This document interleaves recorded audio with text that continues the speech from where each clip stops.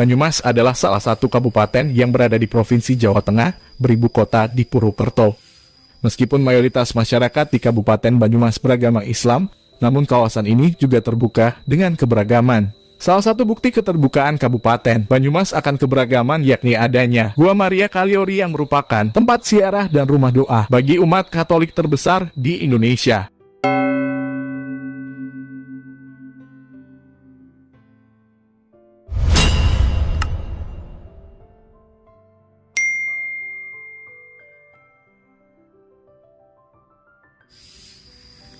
Gua Maria Kaliori ini terletak di Desa Kaliori, Kecamatan Kalibagor.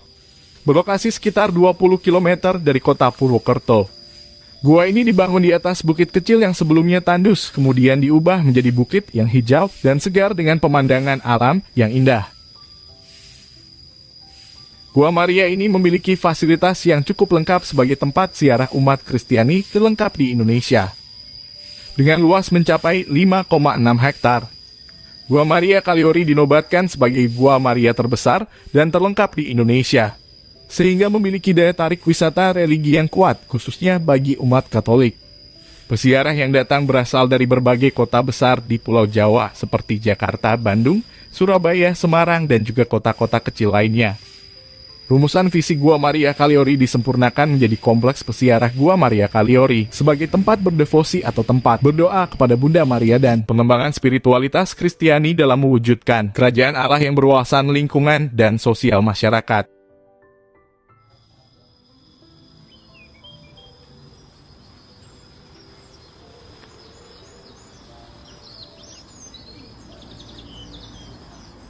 Gua Maria Kaliori melengkapi tempat-tempat ziarah Katolik di Jawa Tengah dan Yogyakarta.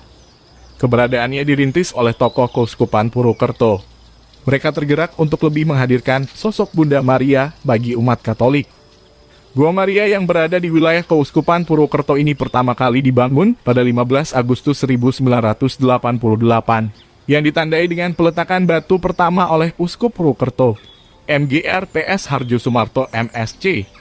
Patung Bunda Maria yang bersemayam di dalam Gua Maria Kaliori juga sangat istimewa, karena mendapat berkat langsung dari Bapak Suci Paus Yohanes Paulus II pada waktu berkunjung ke Yogyakarta pada 10 Oktober 1989. Tempat peziarahan umat Katolik ini resmi dibuka pada 8 Desember 1989. Sejak berdirinya Gua Maria Kaliori hingga kini ada beberapa bangunan atau sarana dan prasarana yang terus ditambahkan seperti pelataran Gua Maria, tempat di mana patung Bunda Maria bersemayam. Di sini tersedia pelataran yang luas.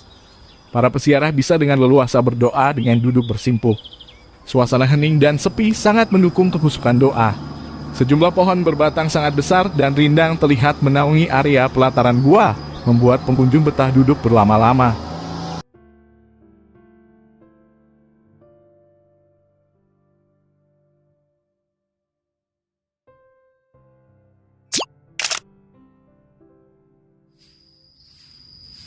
Gereja Ratu Surga. Jika peziarah masuk ke Gua Maria melalui pintu timur, peziarah langsung sampai di Gereja Ratu Surga. Gereja ini merupakan salah satu sarana ibadat yang bisa dipakai para peziarah. Gereja ini berukuran besar dan artistik. Stasi Jalan Salib. Aura religi begitu terasa saat memasuki gerbang menuju stasi Jalan Salib. Patung Tuhan Yesus memberkati serasa menjadi sambutan selamat datang bagi para peziarah. Papan petunjuk Jalan Salib akan mengantarkan pengunjung melihat kisah-kisah penyaliban Tuhan Yesus. Diorama-diorama yang mengkisahkan penyaliban Tuhan Yesus begitu bercerita. Suasana lingkungan yang sejuk, asri dengan pepohonan berkanopi lebat seolah membawa pada awal Masehi, yang memberikan gambaran bagaimana filosofi sebuah pengorbanan. Jalan yang berliku dan menanjak itulah gambaran bagaimana penderitaan Tuhan Yesus Kristus. Patung Pita.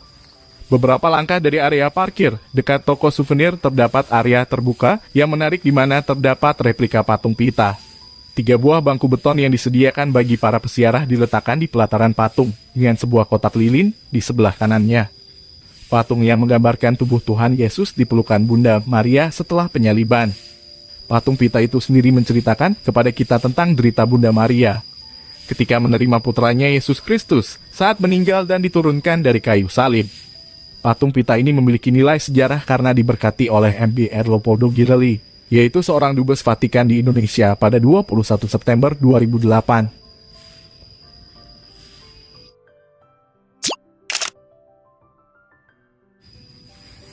Patung Bapa Suci Paus Yohanes Paulus II diberkati tanggal 8 Desember 2021 untuk mengenang kunjungan Bapa Suci Paus Yohanes Paulus II di Indonesia pada tahun 1989. Dan pada saat itulah Bapak Paus memberkati patung Bunda Maria yang sekarang ada di Gua Maria Caliori. Maka diletakkanlah patung beliau dan ruangan devosi di tempat ini sebagai wujud penghormatan dan devosi kepada Bapa Suci Paus Yohanes Paulus II.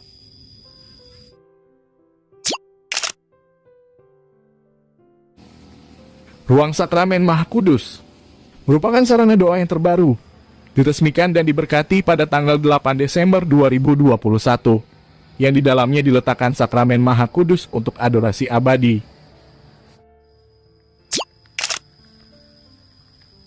Taman Rosario Hidup. Taman doa ini terletak di samping pelataran Gua Maria. Taman ini berbentuk lingkaran yang di dalamnya terdapat relief peristiwa gembira, sedih dan mulia. Taman Rosario Hidup diberkati oleh Romo Sigit Pramuji PR pada tanggal 20 September 1992. Pertumbuhan rohani dapat dipelajari melalui berdoa rosario di Taman Rosario Hidup ini.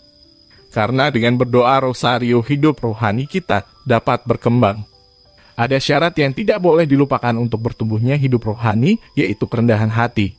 Bahwa kerendahan hati adalah dasar dari segala sesuatu. Dan kerendahan hati pula lah yang akan menumbuhkan keutamaan lain dalam hidup seperti keadilan, kemurahan hati, dan keikhlasan berkorban. Melalui berdoa rosario, kita dengan rendah hati memposisikan diri sebagai orang berdosa yang meminta bantuan doa dari Bunda Maria.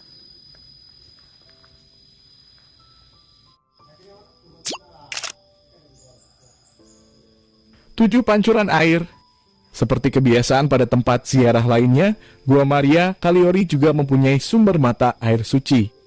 Di sini para peziarah bisa mengambil dan membawa air suci untuk keperluan mereka. Di Gua Maria Caliori tersedia 7 pancuran air yang terletak di depan Taman Rosario Hidup. Pada 7 pancuran tersebut terdapat patung Bunda Maria yang beraneka ragam. Ketujuh air dari pancuran tersebut dikaitkan dengan 7 sakramen sebagai sarana keselamatan yang dipakai dalam ritus penyembuhan dan penyucian diri.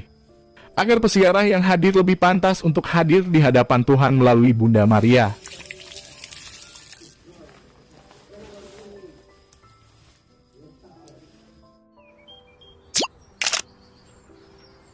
Makam Katolik Swarga Mulia.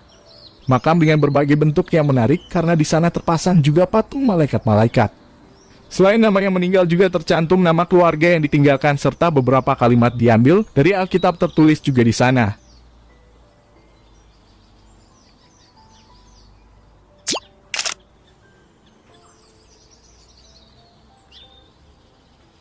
Kolumbarium Santa Lucia diresmikan dan diberkati pada hari Sabtu 13 November 2021.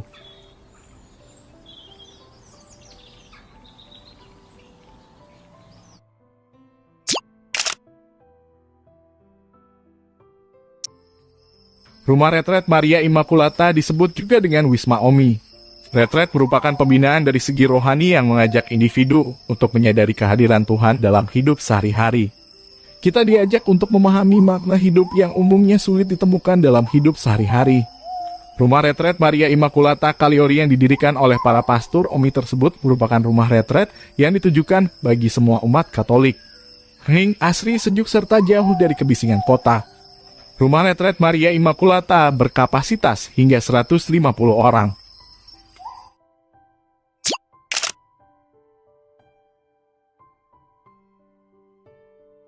Selain toko souvenir, di dalam komplek toko souvenir juga terdapat galeri Bunda Maria yang berisi bahan-bahan katekese tentang Bunda Maria, yang bermaksud membantu para peziarah untuk semakin mencintai Bunda Maria.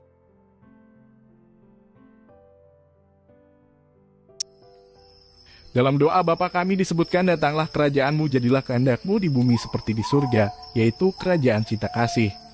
bahwa inti dari terciptanya kerajaan cinta kasih adalah relasi. Baik relasi dengan Tuhan maupun relasi dengan sesama. Relasi yang baik dengan sesama akan menciptakan surga di bumi, dan relasi yang baik dengan Tuhan akan membawa kita ke surga. Dalam ajaran iman Katolik, dalam mengimani Tuhan Yesus ada banyak cara dan jalan. Salah satunya berdoa lewat Bunda Maria sehingga umat Allah tidak kering dalam hal iman. Selain itu, kehadiran Gua Maria akan menarik banyak umat untuk datang mengunjungi dan berdoa. Sebab melalui doa akan membawa seseorang ke dalam pertobatan. Selamat berdevosi dan selamat berziarah, berkah dalam.